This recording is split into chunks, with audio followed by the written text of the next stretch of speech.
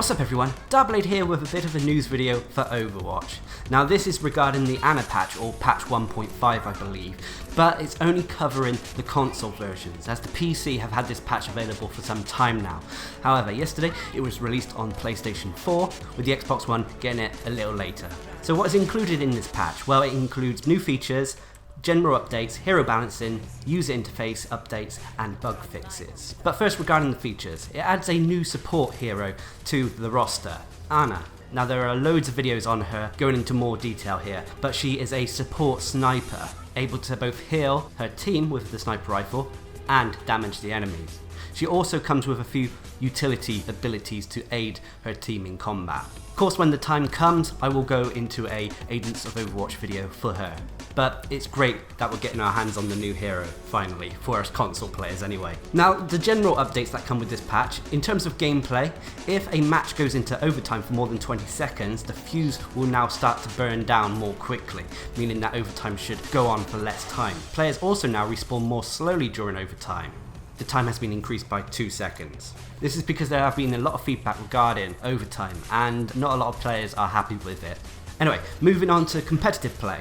Competitive play matches now can only have one hero per team. So you can't have double Torbjorn or double Winston or so on. You can only have one hero per team. That doesn't mean that the enemy team can't have Winston as well as your team, but you just can't have doubles, triples, or even a whole team made up of one hero anymore.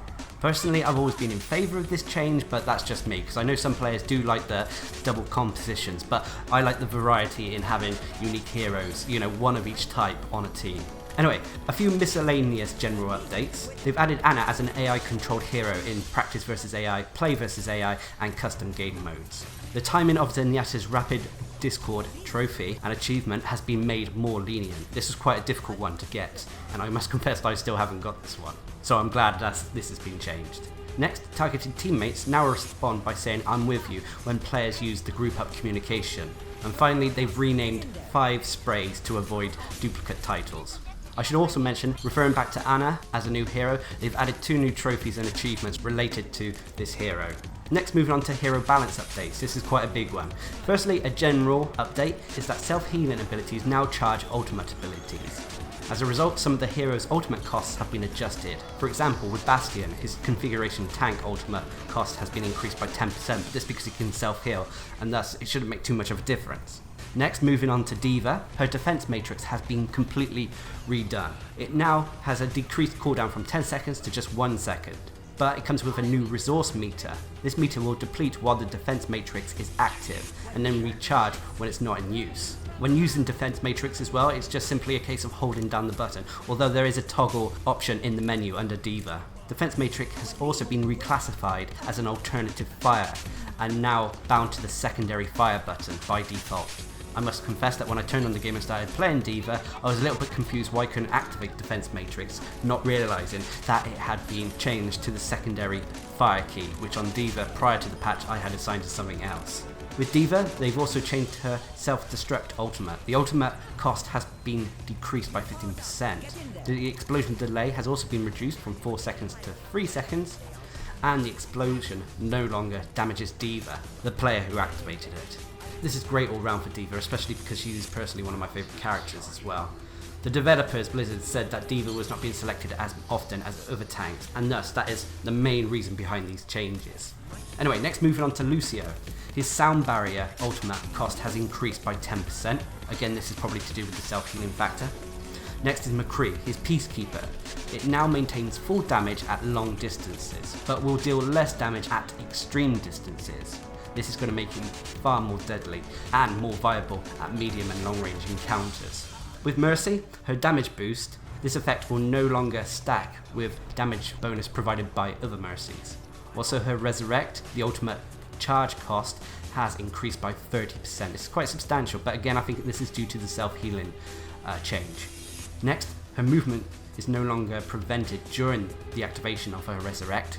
And finally, her Guardian Angel instantly resets upon use. Next, moving on to Roadhog. His Whole Hog ultimate cost has been increased by 45%. Again, this is quite substantial, but like I said before, it's probably related to the self-healing update.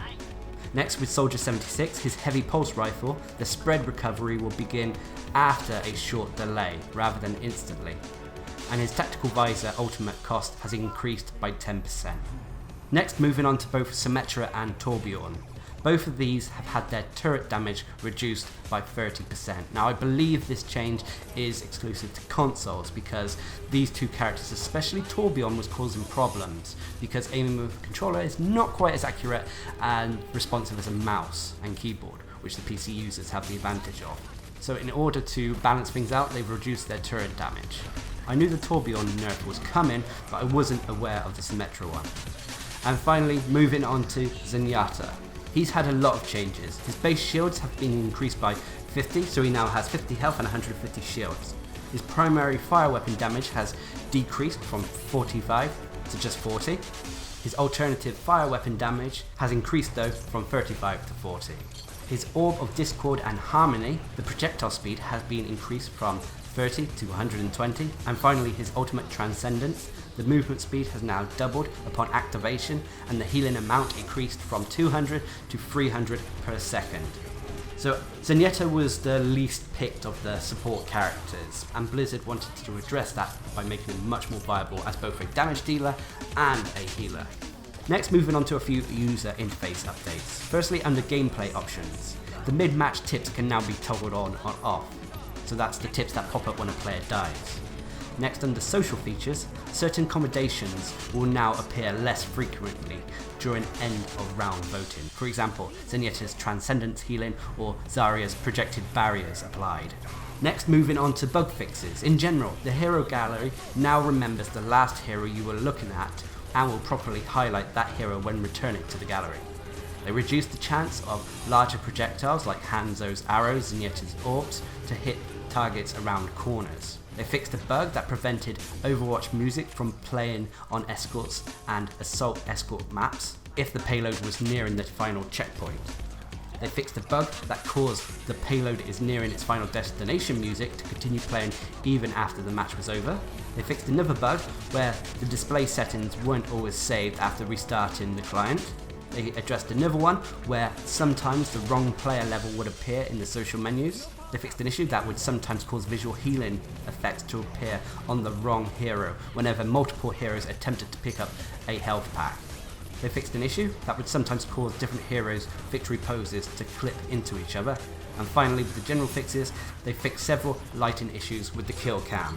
Now, going over to the maps, the payload on King's Row will no longer retreat back inside the starting location if the attacking team fails to push it. That's the garage it comes from. Next, they adjusted the hero select screen volume for the attacking team on Watchpoint Gibraltar. They added a spectator cam collision to most maps. They fixed an issue with collisions not blocking line of sight on certain areas of Nepal.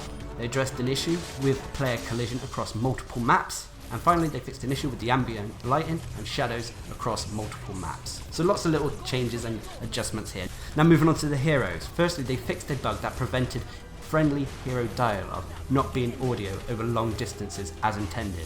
This is when you played hero voice lines. It wouldn't always be heard by your teammates.